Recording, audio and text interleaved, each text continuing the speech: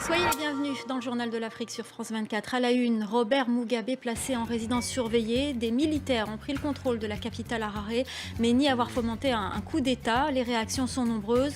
L'Union européenne et les Nations unies ont appelé à éviter les violences. On verra aussi la réaction de l'Union africaine. Et on partira à Harare retrouver notre correspondante. Nous sommes à quelques heures de la reprise des manifestations au Togo, des manifestations à l'appel de l'opposition. Mardi, une délégation ghanéenne était à Lomé pour tenter d'établir un dialogue entre opposition et pouvoir. Nathaniel Olympio est président du Parti des Togolais et notre invité ce soir. Nous irons également dans ce journal, dans le Poul, ce département dans le sud du Congo, théâtre d'une crise humanitaire sans précédent. Le programme alimentaire mondial et l'Union européenne viennent de lancer un nouveau programme d'aide d'urgence destiné aux victimes du conflit qui oppose l'armée aux milices du pasteur Ntoumi. Il va bien, mais il est enfermé. Déclaration de Jacob Zuma au sujet de son homologue Robert Mugabe. Le président zimbabwéen, au pouvoir depuis 37 ans, a été placé avec son entourage en résidence surveillée. Il ne peut plus quitter son domicile. Les militaires ont pris le contrôle de la capitale au petit matin. Ce n'est pas un coup d'État selon l'armée, annonce soutenue par l'Union africaine. Écoutez. Pour en parler, nous retrouvons notre correspondante à Harare, Patricia Huon.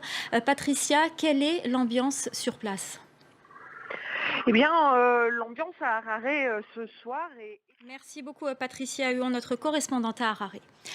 C'est demain jeudi que les Togolais sont appelés à reprendre le chemin de la rue à l'appel de l'opposition. Un mouvement qui devrait durer 3 jours. Hier, une délégation ghanéenne était à Lomé pour tenter d'établir un dialogue avec l'opposition. Une opposition qui est représentée ce soir sur ce plateau par vous, Nathaniel Olympio. Merci d'être avec nous.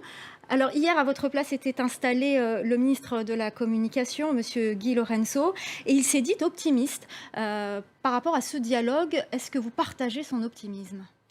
Je pense que... Merci beaucoup Nathaniel Olympio, président du Parti des Togolais. Merci d'avoir répondu à nos questions. 15 jours après la violente répression d'une manifestation pacifique à Asmara en Érythrée contre la fermeture des écoles confessionnelles, des Érythréens appellent l'Union africaine à prendre des mesures contre le régime.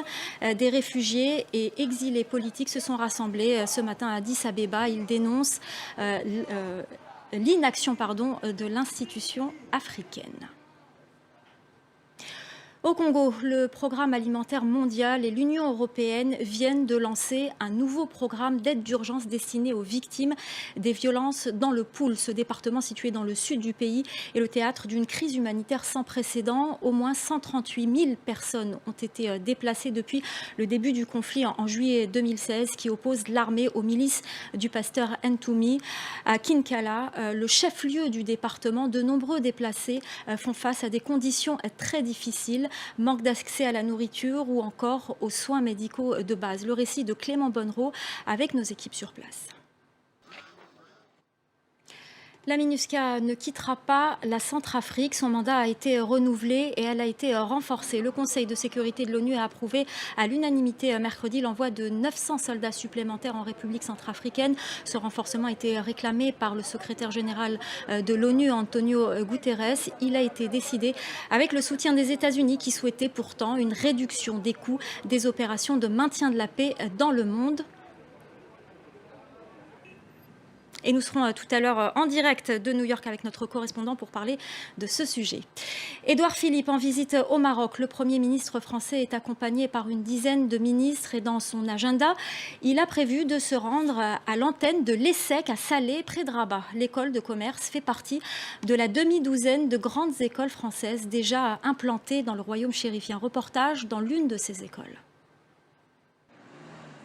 Voilà, c'est la fin du journal de l'Afrique. Tout de suite, Paris Direct avec Ashrat Verdian.